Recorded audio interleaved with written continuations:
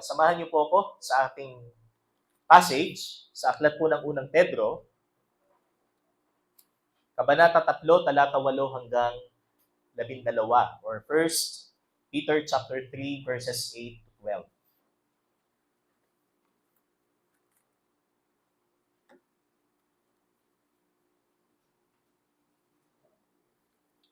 Okay, sige po, tayo pong lahat ay sandaling tumayo muli para po sa pagbasa ng salita po ng Panginoon. Unang Pedro, Kabanata 3, talata 8 hanggang 12. Tingnan po natin sa ating mga Biblia. Sa madaling salita, magkaisa kayo at magdamayan. Magmahalan bilang magkakapatid at maging maunawain at mapagpakumbaba. Huwag ninyong gantihan ng masama ang masama. Huwag ninyong sumpain ang sumusumpa sa inyo. Sa halip, pagpalain ninyo sila dahil pinili kayo upang tumanggap ng pagpapala ng Diyos. Ayon sa nasusulat, ang mga nagnanais ng payapa at saganang pamumuhay, dila nila'y pigilan sa pagsasabi ng kasamaan. Ang anumang panlilinlang at madayang pananalita sa kanyang mga labi ay di dapat mamutawi. Ang masamay, iwasan na, at ang gawin ay ang tama, at ang laging pagsikapan ay buhay na mapayapa. Ang mga mata ng Panginoon sa matuwid na katuon. Ang kanilang panalangin ay kanyang pinakikinggan, ngunit ang masasama ay kanyang sinasalungat. Sa Diyos po ang kapurihan. Tayo po ay dumako muli sa panalangin. Panginoon, salamat po at sa pagkakataong ito na makakapakinig kami ng inyong pong salita. Gabayan niyo po kami, Ama, sa bawat katotohanan ng mapapakinggan po namin. Sa tulong po ng Santong Espiritu, O Diyos, magkaroon po kami ng illumination at sa amin pong paglalapat sa buhay namin, Panginoon, ay nandun po ang aming kababaang loob at pagiging teachable, Panginoon, sa inyo pong salita. At ang inyo pong tagapaghatid ng inyo pong salita, humingi po ako man ng kalakasan at karunungan at kababaang loob sa paghahayag po ng inyo pong salita. Itago niyo po lamang ako, Ama, sa likod ng inyo pong kabanalan at humingi din po ako ng tawad sa lahat ng aking mga pagkakasala. Salamat po muli, tinataas ka namin sa pangalan ng iyong anak na si Jesus. Amen at amen. Makakaupo na po tayong lahat, mga kapatid. So, our theme, since nung Sunday po, is living by the Word and not for the world. So, ito ho ay tungkol sa ating pamumuhay, Kristiyano. Sa gitna ho ng mundo na ang turing ho sa atin ay kaaway. So, kumbaga, ito ho ay isang pamumuhay katulad ng isang manlalakbay. Yan. So, a pilgrim, sabi nga, na pamumuhay, na siya ho ay nasa gitna ng isang dayuhang bayan o ng isang dayuhang bansa. So, ganun po yung sitwasyon ng mga Kristiyano. Doon sa background po ng 1 Peter, maalala po natin na ito ho ay mga Hudyo, na kung saan ho ay nandoon sa iba't ibang lugar. So, these Christians were dispersed. So, nasa iba't ibang communities po sila. Kung maalala po natin doon po sa opening verse ng 1 Peter. So, lahat po sila ay mga foreigners o mga dayuhan doon po sa mga lugar kung saan sila nandoon. Pero, hindi ito magiging dahilan upang sila ho ay magpa-adapt doon po sa pamumuhay nung komunidad kung saan sila nandoon. Kundi, sila ho ay tinatawag ng Panginoon para makapamuhay bilang mga anak ng Diyos. So yun po kumbaga yun po yung intention ho dito ng 1 Peter, na sulat po ni Apostol Pedro, na bagamat kayo ay nasa dayuhang lugar, kayo man ay mga dayuhan sa mundong ito, kailangan nyo pa rin ipamuhay ang pamumuhay na kung saan kayo tinawag ng Panginoon. Yan. Na kung saan tayo ho ay tinatawag na citizen, ng kaharian po ng Diyos. So, Although, at the same time, we're also citizen ng ating bansa. Pero pakatandaan po natin na ang mas magibabaw po sa atin ay ang pagkamamamayan po natin sa langit. Ano? So, ang pagkamamamayan po natin sa langit ay hindi dapat namumuhay tayo na nako-compromise po tayo sa takbo ng sanlibutan. Kagaya po na sinabi ng Aklat ng Santiago, ang pakikipagkaibigan sa sanlibutan ay pakikipag-away sa Diyos. So, keeping friendship or keeping, sabi nga, yourself as a friend of the world is hostility towards God. Ito ho ay tahasang pakikipag-away sa Panginoon because the world and God ay hindi ho sila magka-panig. Kundi sila ho ay magka-laban. Yan. Because the world is evil. Sabi nga, the system. Hindi po yung mismong mundo, yung planeta. Okay? Kundi yung sistema ng mundo natin.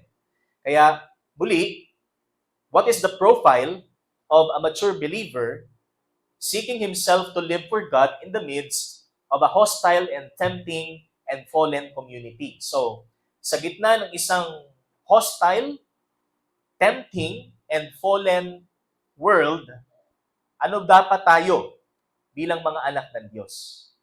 Ano dapat ang katangiang nakikita sa atin? O ano-ano ang mga katangiang dapat makita sa atin bilang mga pilgrims or bilang mga foreigners? In a way na tayo ho ay hindi taga rito, kundi tayo ho ay taga-langit. Amen po ba? Amen. Tayo ho ba'y taga-langit, mga kapatid? Yan. Sabi nga po ng Philippians chapter 3, our citizenship is in heaven. Thus, we have hope. May pag-asa ho tayo. Ano po? And for our first point, sabi po dito, recap po ito, he aspires for a healthy community. So siya ho ay may paghahangad sa isang malusog o sa isang mapayapang komunidad. Healthy community. So primarily ito po ay mga mananampalataya. So tayo ho ay hindi ho tagapagpagulo o tagapagpasimula ng pagkakawatak-watak o ng pagkasira ng relasyon ng isa't isa. Within the body of Christ, tayo ho ay maging tagapagpayapa. Di ba sa school meron tayong yan, Sergeant at Arms. So siya ho yung nagpapatupad ng kaayusan. Peace and order sa school. Halimbawa, sa classroom, sino yung pinakamagulo? Yan, ililista niya. Naalala ko nung ako yung elementary, hindi naman ho kasama sa listahan, di ay ng Panginoon. Pero one time ho, nung ako ho naatasan maglista ng maingay, ay di halos lahat ng klase galit sa iyo, Yan. Naalala ko nung one time nung ako elementary. So, halimbawa, ilang beses nag-ingay. Kung ilang beses siyang nag-ingay, ima-minus doon sa score niya.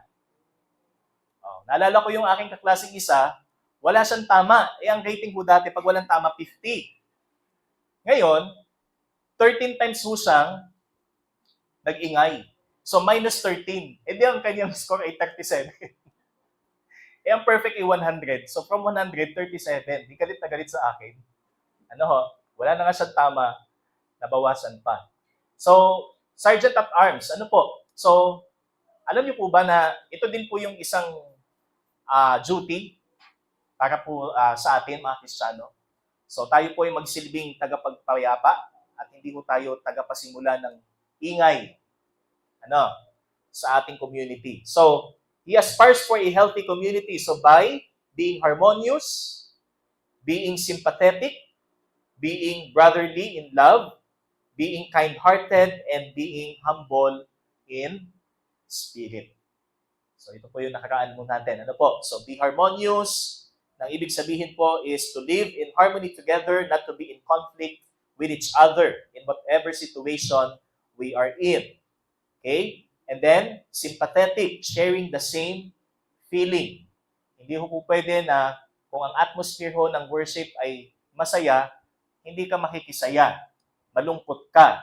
Kung ang atmosphere ng worship sa Panginoon ay masaya, dapat masaya ka. Kapag ang awitin ay masaya, dapat masaya ka. Amen?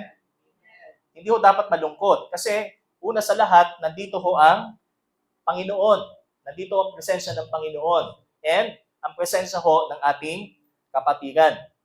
Ano po? So, as well, hindi naman ibig sabihin sa lahat ng pagkakataon, masaya ho tayo.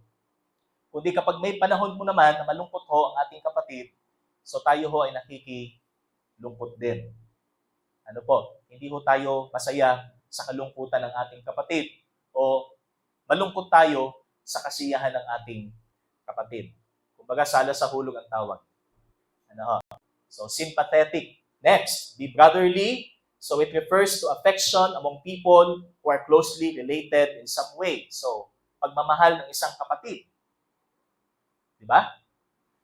So, pagmamahal ng isang kapatid ay kagaya ng pagmamahal ng Panginoon na kung saan ibinigay niya ang kanyang buhay. 1 John chapter 3 verse 16. We ought to lay down our lives for the brothers. And be kind-hearted. So, ibig sabihin po nito is signifies a powerful kind of feeling and calls for being so affected by the pain of others as to feel it deeply. Affection. Ano po? Kahit halimbawa, so for example, yung kalungkutan niya ay hindi mo ramdam kasi hindi ka naman personally, kumbaga, na-experience mo yung problema niya, but you seek to feel it. Ano ho? Kung gaano niya na ikinalulungkot yun. So, yun yung sinasabi ko ditong kind-hearted, na talagang ikaw ay nakikidamay o nakikiramay, ano ho, bilang pagmamahal mo sa kanya. Also is compassion. Ano ho?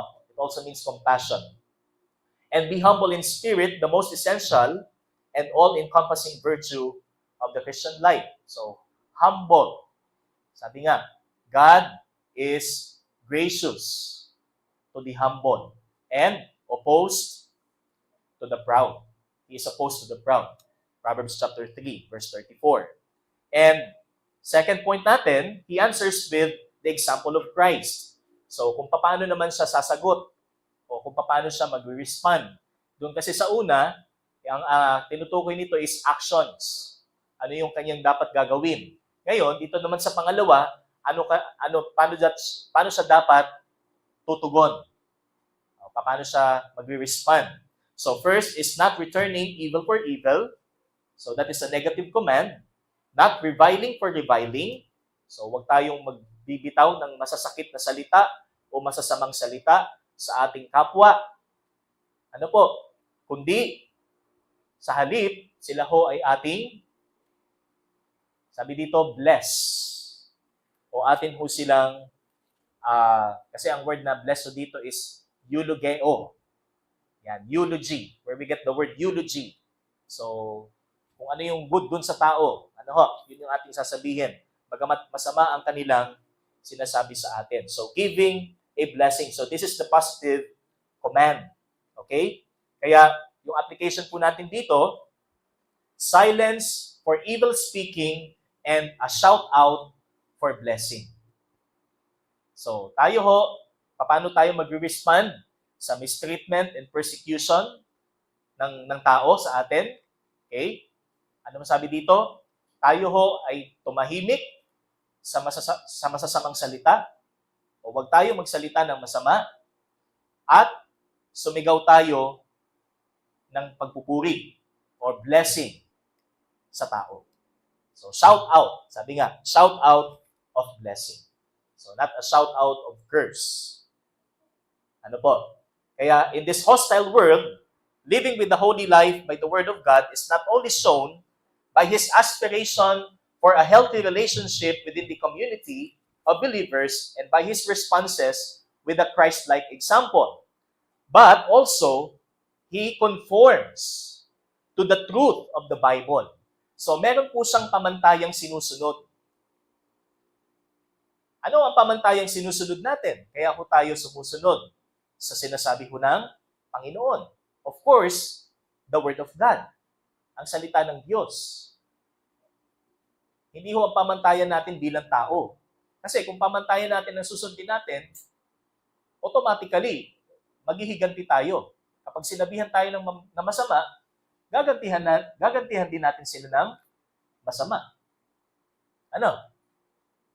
So, yun yung, kumbaga, bilang makasalanan. Yun po yung magiging response po natin. Pero bilang mga citizens ng langit na for the meantime, pilgrims sa mundong ibabaw, so meron po tayong pamantayan. Hindi ang pamantayang sinusunod ng mga tao sa mundo ang ating susundin, kundi ang pamantayan ng Biblia. Kagaya po ng ginamit po dito ni Apostle Peter kasi this is an allusion. Ano po, kung titingnan po natin mabuti yung passage, so yung verses 8 to 10, so ito yung kumbaga exhortation ni Apostle Peter. Pero meron po siyang allusion or quotation na kung saan galing po sa Old Testament.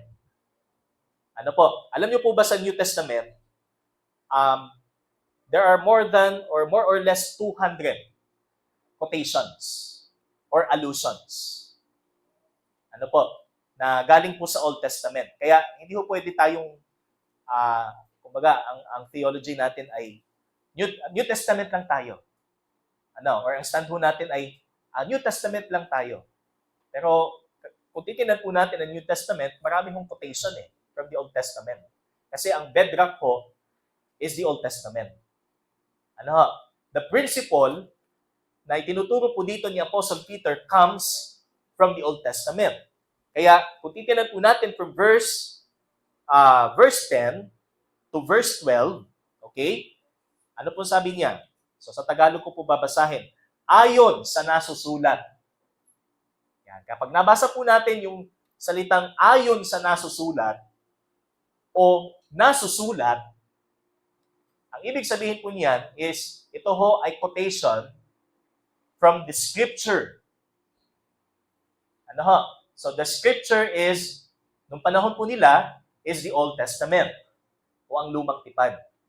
At, ang sabi po dito, ayon sa nasusulat, ang mga nagnanais ng payapa at saganang pamumuhay, dila nila'y pigilan sa pagsasabi ng kasamaan, ang anumang panlilinlang at madayang pananalita sa kanilang mga labi ay di dapat mamutawi. So ito yung ating pangatlong punto. So sabi po dito, he abides in the truth of Scripture. So verses 10 and 11. So saan po ito kinuha? Saan po kinuha yung talata? Ito ho ay galing po sa Psalm 34 na coincidentally ho, ito po yung exhortation po natin ng Wednesday. Psalm 34. Tingnan po natin. Kasi baka isipin natin, baka naman wala sa Biblia itong kinuha ni Apostol Pedro. Sige, tingnan natin. Kung tama ba, nasa Old Testament galing. So Psalm 34 verse 12. Okay, so tingnan po natin. 12 hanggang 16. Okay, Psalm 34, 12 to 16. Awit 34. Sinong may gusto ng mahabang buhay? Sinong may nais ng masaganang buhay? Dila mo'y pigilan sa paghabi ng kasamaan. Mabuti ang gawit, masamay layuan. Pagsikapang kamtin ang kapayapaan. 15. Mga mata ni Yahweh sa matuwid na katuon. Sa kanilang pagdaing, lagi siyang tumutugon. Sa mga masasama, siya'y tumatalikod at sa alaala, sila'y mawawala. So dito po kinuha ni Apostle Peter. Kaya paghambingin po natin, yun pong Psalm 34 at ito pong 1 Peter 3, 10 to 12, parehas po sila. Kasi ito po ay quotation from the Old Testament. So, this is a Petrine hallmark kasi hindi po ito ang first time po na nag-quote si Apostle Peter mula sa Old Testament. So, in chapter 1, makikita po natin, verse 24, ayon sa kasulatan. So, basta ang introduction po ay ayon sa kasulatan, that is an allusion from the Old Testament. And in chapter 2, verse 6, tingnan po natin, sapagkat sinasabi ng kasulatan. Okay? So that is a Petrine hallmark. Ang ibig sabihin ay ito isa sa mga tanda ng mga sulat ni Apostol Pedro na meron po siyang quotation from the Old Testament. So, ngayon, ano po yung sinasabing abiding in the truth of Scripture? And ito ho is, kumbaga, ano po yung pinapertain? Ano ho? Kasi una, sa first point po natin, it pertains to our actions. And then sa second point po natin, it pertains to our reactions. And then sa pangatlo ho, ang pinapertain nito is yung ating standard o yung ating pamantayan. Ano ang pamantayan natin sa pamumuhay? Ano ang pamantayan natin sa pag-uugali? Ano ang pamantayan natin sa pananalita na tama at mali? Okay? Hindi lang ho tayo nag-rely sa payo ng ating mga magulang o sa turo ng ating mga teacher o ng mga profesor, values education, good manners and right conduct. O, hindi lang ho dahil dyan, kaya ho tayo hindi nagsasalita ng masama.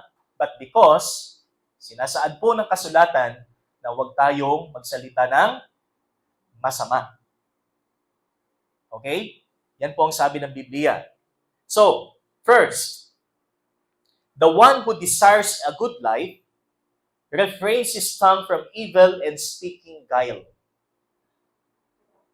So, ang tunay na naghahangad ng isang mabuting pamumuhay. Sino dito ang gusto niya magulong buhay? Ano? Siyempre wala. Lahat tayo naghahangad ng magandang buhay. Lahat tayo naghahangad ng mapayapang buhay. Ngayon, kung ang nagdo-dominate sa buhay natin ay kasalanan, pagiging makasarili, rebellion sa Diyos, hindi ho ito mag-result sa magandang pamumuhay. Hindi ho ito mag-result doon sa harmonious life na ating hinahangad. Di ba? Kundi, kailangan mag-start po yung tinatawag po nating desire ng isang mabuting pamumuhay, una, sa pamamagitan ng pag-iwas ng kanyang dila sa pagsasabi ng kasamaan. Refrain his tongue from evil and speaking guile. That is refraining from speaking or he refrains from speaking anything that comes from the underlying evil of an immoral disposition. So, makatandaan po natin, ang dila ho natin ay mabilis. Mabilis pa ho yan sa computer. Mag-accumulate ng information. Tapos ipapasa niya sa kung sinong gusto niyang pasahan. Anong tawag natin doon? Gossip. Chismis. Oy, alam mo ga. Yan. Yung mga alam mo ga. Di ba? Kahit halimbawa ay naaantok na, tapos pagka nakakinig tayo ng kwento tungkol sa buhay ng iba, nawawala yung antok, Di ba? So, mas attentive tayo sa mga buhay-buhay kaysa sa buhay ng mga nasa Biblia. Okay? So, the one who desires a good life refrains his tongue from evil. So, James chapter 3 verse 6. Ano pong sabi dito? And the tongue is a fire, a world of unrighteousness. The tongue is set among our members, staining the whole body, setting on fire the entire course of life, and set on fire by hell. Alam niyo po, ang dila ay kagaya ho ng isang posporo o lighter na pag nag-ignite, sabi nga, at yan ay nangyari po doon sa isang dry na lugar, so mabilis po siyang mag-cause ng apoy. At hindi lang po siya basta apoy, malawakan. Destructive. Okay? So, ganun po yung dila ng tao. Madali siyang mag-create ng damage. Mabilis siyang mag-create ng destruction ng destruction o ng pagkawasak sa buhay ng tao. Ano? So, ganun po ang dila, ayon po sa Biblia. So, sabi dyan, it is set among our members and staining the whole body, setting on fire the entire course of life and set on fire by Him. Kaya payo po sa atin ng Biblia, tayo ho ay maging maingat sa ating pananalita. So, be gracious. Colossians chapter 4, seasoned with grace, that it may impart grace. Ephesians 4 naman. So, what is necessary for edification? Ephesians 4 din. So, marami ho tayong mababasa na instruction na dapat meron po tayong pagpipigil sa ating dila. Pero hindi yan magaganap kung wala sa atin ang Santong Espiritu. Kasi ang isa sa bunga ng Espiritu ay pagpipigil sa sarili or self-control. Kaya ang katangian ng isang taong walang banal na Espiritu, hindi yan nagpipigil ng kanyang bibig. Walang pagpipigil yan sa pagkakalat ng chismis. At ang masaklap pa, wala rin yan pagpipigil sa pagsasabi ng mga masasakit na salita. Curse. Yan po ang katangian ng ating dila. Okay? And we have also in verse 11, so sabi po din sa verse 11, ang masama ay iwasan na at ang gawin ay ang tama at ang laging pagsikapan ay buhay ng payapa. So number 2, turns away from evil. So the one who desires a good life turns away from evil. Alam niyo po, dito po sa verse 11, meron po tayong 4 na commands na makikita, action words. So the first here is turn away. So ano pong ibig sabihin ng salitang turn away? So it connotes a strong rejection of sinful treatment of others. Hindi lang po tayo basta umiwas sa makasalanang pagtrato ng ating kapwa, kundi tahasan hong sinasabi ng kasulatan na huwag tayo hong, sabi dito, huwag natin tratuhin ang ating kapwa na masama. O sabi nga, in a sinful way. Because, ano po sabi ng Panginoon in Matthew chapter 5, verse 44? But I say to you, love your enemies. Mahalin mo ang iyong kaaway. Taliwas ho yan sa paninindigan ng tao. Mata sa mata, ngipin sa ngipin. Di ba? Yun po yung prinsipyo natin. Pero ang sabi ng Panginoon, ibigin mo ang iyong kaaway. Ngayon, kumusta ang ating pagtrato sa ating kaaway? Pag-ibig ba? O away? Talagang, kumbaga, minimin ho natin. Ang trato ho natin sa Kanya ay kaaway. Pero ang sabi ng Panginoon, ibigin natin ang ating mga kaaway and pray for those who persecute you. Ipanalangin natin ang mga taong umuusig sa atin. Sabi nga, parang imposible mangyari sa atin, Kasi ang nature ho natin talaga is to curse and to treat them as enemies. Pero dahil tayo ho ay binago na ng Panginoon, dahil tayo ho ay may Espiritu ng Panginoon, the Holy Spirit, we can. Magagawa ho natin, biyaya ho ng Diyos. Bagamat napakahirap po. Napakahirap kasi, sabi nga, it's the same as you denying yourself. Okay? Kung paano mo dinideny ang iyong sarili. So, sacrificial, kumbaga. kung paano po natin ipapakita ang pag-ibig sa kaaway. And also in Romans 12:14, bless those who persecute you, bless and do not curse them. So, pagpalain nyo ang mga taong umuusig at huwag ninyong sumpain. Nakakalungkot, kasi may mga nababasa ho tayo na nagsasabing sila ay Kristiyano, pero pagka sila ho ay nakikipagtalo, binabanggit nila yung salitang sumpa. Sumpain ka ng Panginoon. Baliktad ho sa part ng Diyos. Although ang Diyos ay makatarungan,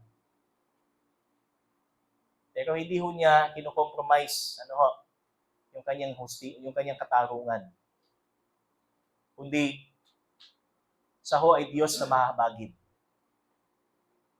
na handang magpatawad at tanggapin ang sinumang magsisisi sa kanyang kasalanan at mananampalataya sa kanyang anak, si Kristo.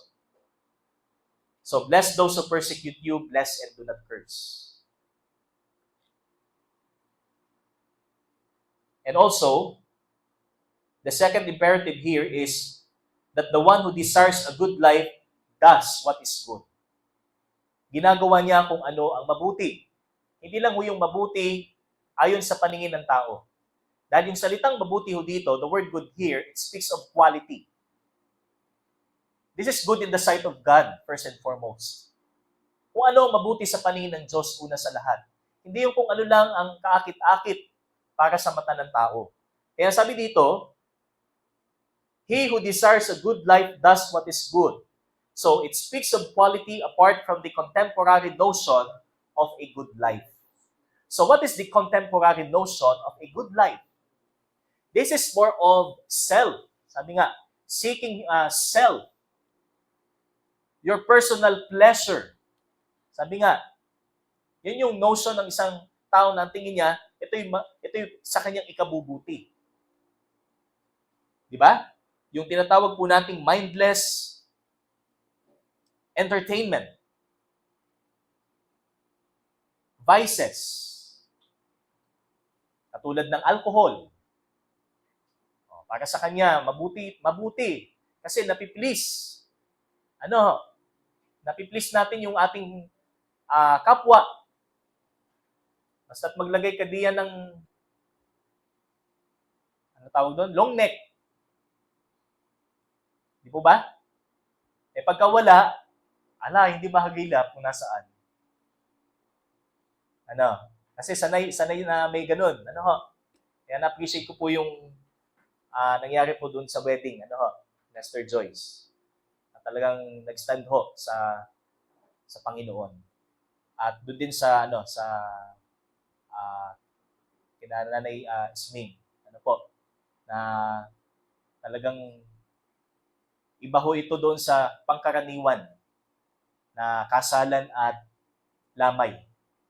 Di ba? Kasi sa lamay, may sugalan. Pero wala. May inuman, pangkaraniwan, may inuman, wala. Di ba? So, yun yung, kumbaga, identity na dapat makita ho sa atin. The one who desires a good life. So, we are doing what is good. Kasi kung ganun pa rin yung mindset ho natin, yung notion ho natin, nandun pa rin tayo sa contemporary. Nandun pa rin tayo sa worldview or worldly view ng isang mabuting pamumuhay. Because you seek to please people But for us, ang ating priority is to please God. Mabigyan natin ng lugod ng Diyos sa ating buhay. Amen po ba? Amen. Kaya sabi dyan, the one who desires a good life does what is good. Okay? Kung ano mabuti sa Diyos, ito ang kanyang ginagawa. And also in verse 11, so that the remaining commands here or action words here, that the one who desires a good life seeks and pursues peace. Yan. So sabi po dyan, verse 11, ang laging pagsikapan ay ang buhay na mapayapa. So ito Ito po ang isa pang katangian, na kung saan standard for a holy life. So, he who desires a good life seeks and pursues peace. Christians are peace seekers and peace makers. Yan po ang mga Kristiyano. Nakatuon siya sa kapayapaan at tagapamayapa. Kumbaga, siya ho ay naghahatid ng kapayapaan. Hindi ho ng kalituhan o kaguluhan. Katulad ng Panginoon, He is not a God of confusion. Sabi po ng 1 Corinthians 14. Hindi ho siya Diyos ng kalituhan, kundi ng kapayapaan. So, these verbs carry the idea of an aggressive pursuit. So, yung salitang seek and pursue, alam niyo po ang ibig sabihin yan, kagaya ho yan ng isang mangangaso sa gubat na hindi siya titigil sa paghahanap ng kanyang prey. Kumbaga, mabibiktima o ng kanyang madadagit, may uuwi sa kanilang bahay para iluto. So, ganun po yung sinasabi mo ditong seek and pursue. Aggression. So, with an element of aggression. Aggressive pursuit. Kaya sabi po sa Romans 12:18, it's possible, so far as it depends on you, live peaceably with all. Live peaceably with all. Ngayon, ang isa pang kumbaga test po sa atin o tinitest po sa atin is that kapag tayo ho ay nasa isang community o nasa isang neighborhood na kung saan nasanay ho sa magulo, nasanay ho sa halimbawa, video okay. Di ba? So talagang sinusubok yung ating patience bakit baga alas 3 na ng madaling araw kanta pa ng kanta. Tapos hindi naman sintonado naman. Di ba?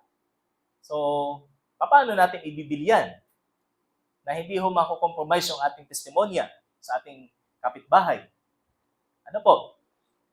Kaya sabi dito, live peaceably with all. O di kaya, meron tayong kaibigan, meron po tayong kapitbahay na iba ang kanyang paniniwala sa Diyos.